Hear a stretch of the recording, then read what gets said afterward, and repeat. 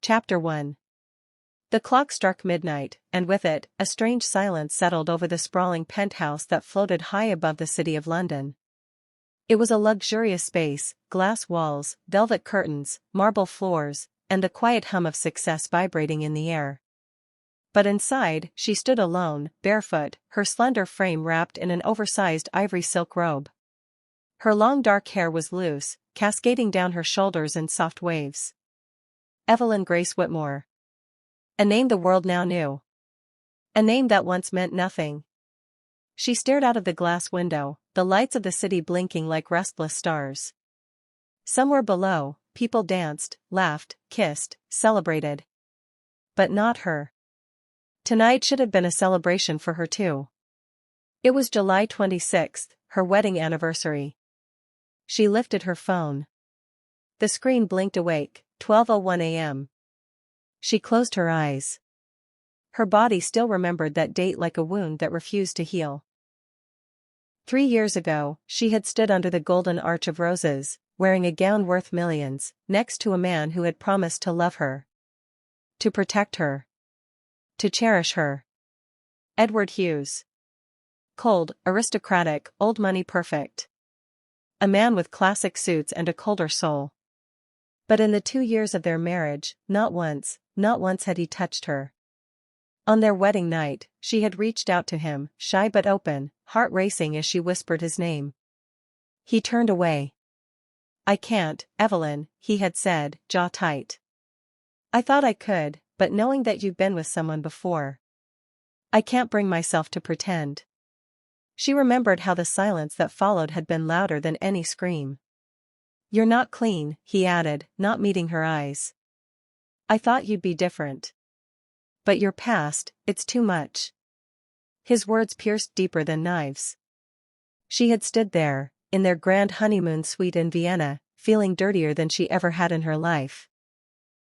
The lace on her bridal lingerie had suddenly felt like chains. That night, she cried into a pillow, alone. And that loneliness stretched for 2 years. She walked slowly to the kitchen, pouring herself a glass of red wine, her fingers trembling slightly. The cool marble counter beneath her palm grounded her, barely. The television in the background played quietly. Her own face flashed across the screen.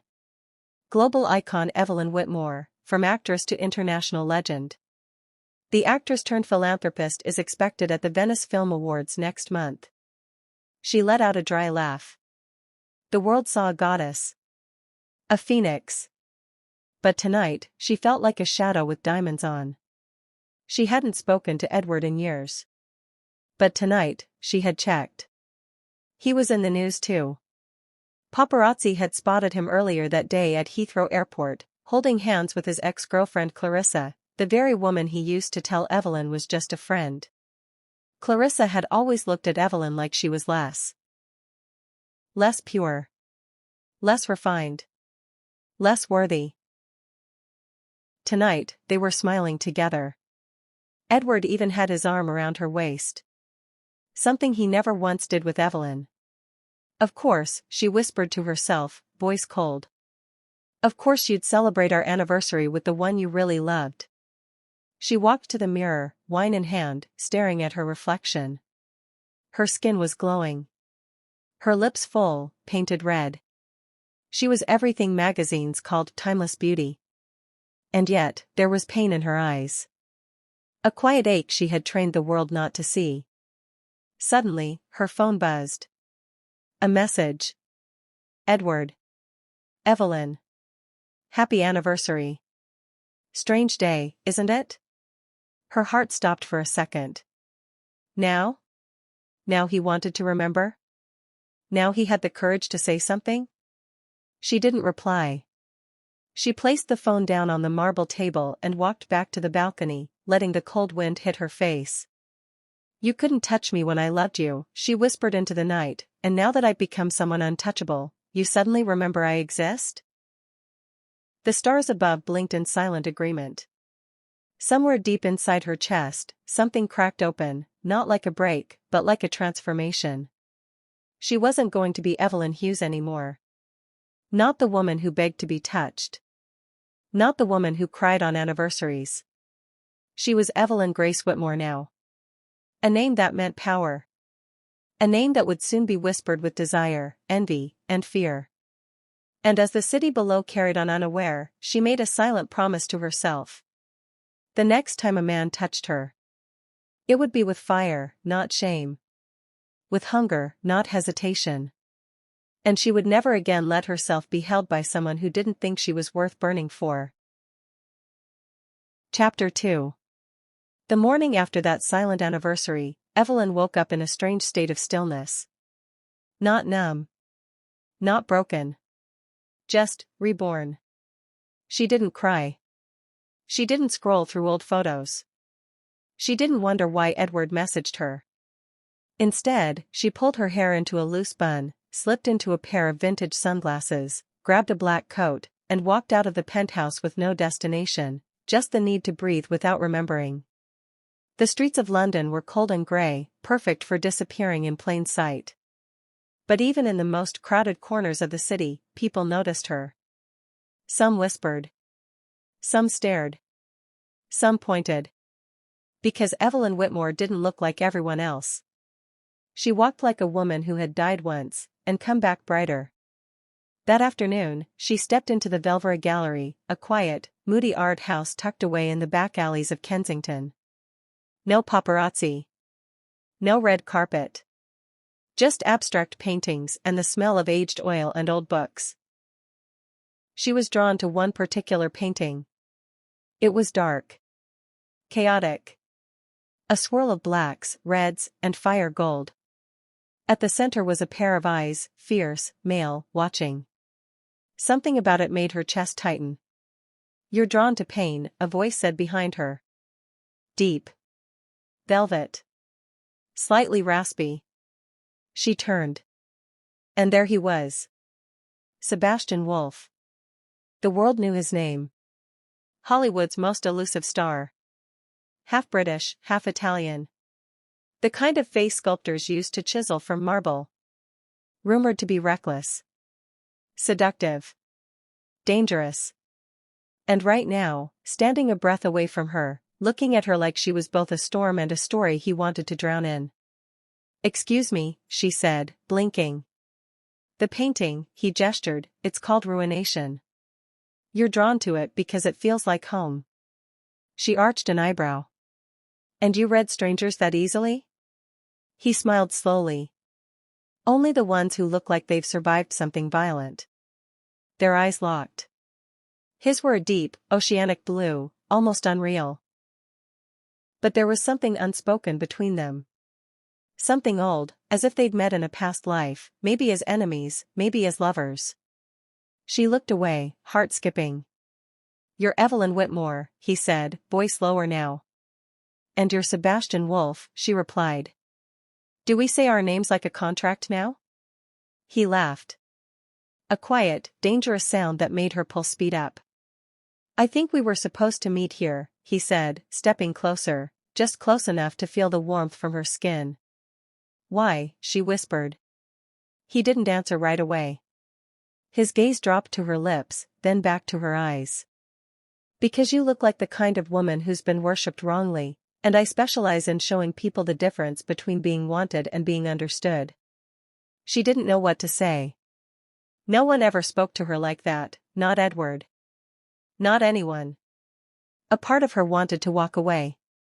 Another part of her wanted to step closer. To test if the spark she felt wasn't just in her imagination. Instead, she turned to the painting again, her voice steadier. "Is that how you flirt? With pain and poetry?" He tilted his head, almost amused. "No," he said. "That's how I fall in love." Her breath caught. But before she could say anything more, a photographer walked in, camera flashing. Sebastian quickly pulled his hoodie up. "Next time," he said, leaning down so close she could feel his breath, "let me take you somewhere you don't have to hide." And with that, he was gone. Evelyn walked out of the gallery 10 minutes later, her chest still tight, her lips still tingling from a kiss that never happened. That night, she received an anonymous message. You have a role waiting. Private casting. 11 p.m. Wear something black. She almost deleted it. Until a second message came through. There will be fire. Come if you're brave enough to burn. SW. Chapter 3. The city looked different at 11 p.m. London wasn't asleep, it shimmered with secrets. The rain had stopped, but the streets still glistened with reflections of golden streetlights and passing cars. Evelyn stood alone outside a discreet black iron gate in the heart of Mayfair, her heart pounding beneath her chest like a drum.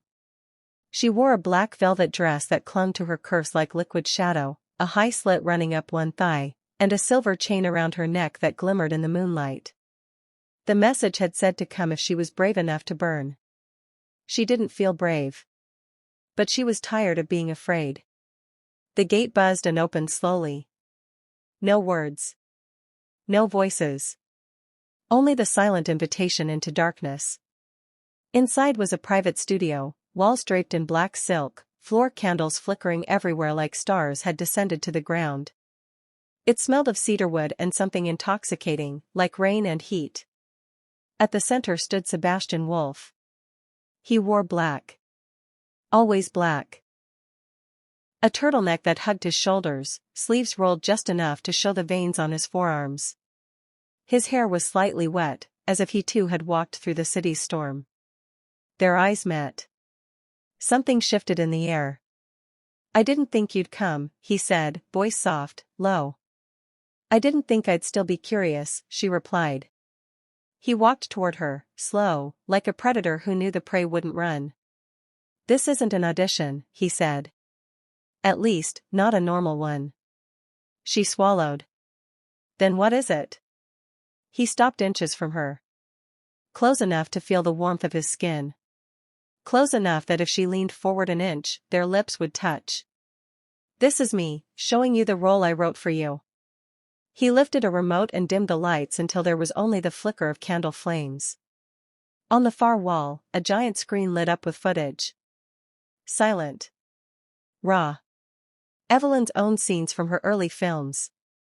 Close-ups of her crying, laughing, running. Her pain on display. Her past, naked. She stood frozen, eyes wide. You studied me? She asked. I saw truth in you, he whispered. Real actresses pretend. You bleed on camera. You don't just perform. You live. His words wrapped around her like smoke. Why me? She whispered, heart pounding. He stepped even closer. Because you're already playing the role, he murmured. The woman who was unloved, untouched, discarded like she was too much. Her breath hitched. That's not a role, she whispered. That's who I was. Not anymore, he said, brushing a strand of hair from her face. Now you're mine. The room was still. No kiss. No touch. Just his words, crawling into her soul like heat. And then, without warning, he pulled her gently by the wrist, led her toward the small stage in the center of the room, where a spotlight glowed. Read this, he said, handing her a single-page script. She looked down. The scene was a confrontation. A woman betrayed. A man begging for her back. She lifted her eyes. With you? No lines, he said. Just, feel. The performance began. She read the lines with fury, with heartbreak, with real, raw rage. Sebastian stood across from her, silent. Watching. Reacting not with words, but with his body, stepping toward her, flinching, trembling. And then, as her voice cracked with pain, he grabbed her face. And kissed her. It wasn't scripted. It wasn't planned. It wasn't soft. It was raw. Sudden. Desperate. His lips crashed into hers like he'd waited forever. She gasped, but didn't pull away. Her hands tangled in his hair. He lifted her onto the stage platform, deepening the kiss, groaning softly against her mouth. His hand slid around her waist, over her back, down to her hips, pulling her closer as if trying to make her a part of him. Their mouths moved in perfect rhythm, her hunger finally rising to the surface. When they finally broke apart, breathless, their foreheads touched. "That wasn't acting," she whispered. "No," he said, voice hoarse. "That was everything I've been holding back." The air between them burned. She stepped off the platform, heart racing. "Is this the part where you use me and walk away?" "Evelyn," he said, walking behind her slowly, "I don't want your body without your fire. And I don't want your fire if I have to dim it." She turned, breathing hard. "Then what do you want?" He looked her in the eyes. "I want to make you feel wanted. Not for a role. Not for a night. For everything you are." And for the first time since Edward, she felt seen. Not worshipped. Not pitied. Seen. Chapter 4. The morning sun filtered through the sheer white curtains of her suite in Paris. Amelia sat by the window, wrapped in a silk robe, her gaze fixed on the streets below, paparazzi already stationed at the hotel entrance, waiting. She sipped her coffee slowly, but her mind was elsewhere. Last night still echoed in her body. Every touch, every kiss Alexander placed on her skin had left her breathless. For the first time in her life, she had felt loved without judgment, without shame. His hunger wasn't just for her beauty, but for her essence, her fire, her soul, her scars. A knock on the door pulled her back. She opened it to find Alexander, looking devastatingly handsome even in just a black tee and jeans. His smile warmed her more than the coffee. "Bonjour, darling," he said, leaning in to kiss her lips, soft and slow, savoring the moment. "You stayed in your suite?" she asked, surprised. He smirked, pulling her gently by the waist, his fingers resting on her hip bone. "I thought you needed space after everything. I didn't want you to wake up and feel crowded. But if it were up to me," he leaned closer, voice husky, "I'd have spent every second with you." Amelia blushed, cheeks pink, heart fluttering. He stepped inside and held up a garment bag. "You have a photo shoot at 11. But I thought you could wear this. Custom Dior. For my girl." She turned away, shy but smiling. That afternoon, Alexander stayed on set. Every time Amelia turned her head, she found him watching her. Not possessively, but proudly. Like a man who couldn't believe the woman he admired belonged to him. After the shoot, as she changed, he snuck behind her dressing room door, spun her in his arms, and kissed her breathless. His hands tangled in her curls, lips exploring her neck, shoulder, and jaw. But before things could go further, a knock interrupted them. Her manager entered with a pale face. "You need to see this." He held up a phone. On it was a gossip blog. "Amelia Knight's ex-husband spotted at her hotel, wants her back?" She froze. "What the hell is this?" Alexander growled. "It's Richard. He's here," the manager said nervously. "Apparently, he's been telling reporters that your success was built on his foundation and that he made a mistake leaving you." Amelia's breath hitched. The audacity. The man who once refused to touch her, told her she was dirty, now claimed her like she was some prize he deserved. Alexander clenched his jaw. "Where is he?" "Lobby." Before anyone could stop him, Alexander stormed off. Amelia followed close behind, trying to calm him. When they reached the lobby, Richard stood in an expensive suit, posing for a paparazzi shot, plastic smile, fake sincerity. Alexander didn't say a word. He walked straight up and punched him across the jaw. Gasps echoed. Cameras clicked. "Next time you talk about her like that, I'll break your face," Alexander hissed. Amelia stepped forward, standing tall before her past. "I'm not the same girl you threw away, Richard. You told me no one would love me. That I'd never be clean enough. Look at me now. I don't need your validation, your regret, or your pity." Richard, now holding his bruised jaw, couldn't meet her eyes. She turned, grabbed Alexander's hand, and walked out, through the press, the lights, the noise. Back in the suite, Alexander cupped her face. You don't owe him anything, Amelia. You never did. You're you. And that's more than enough. Tears welled in her eyes. She kissed him, fierce and deep, pouring every piece of herself into it. He lifted her in his arms, carried her to the bed, and made love to her like she was the only woman who ever existed. Their bodies moved with hunger, with reverence, with mad, passionate love. He whispered her name like a prayer. She traced his skin like she was writing poetry. There was laughter between kisses, sighs in the silences, and fire in their closeness.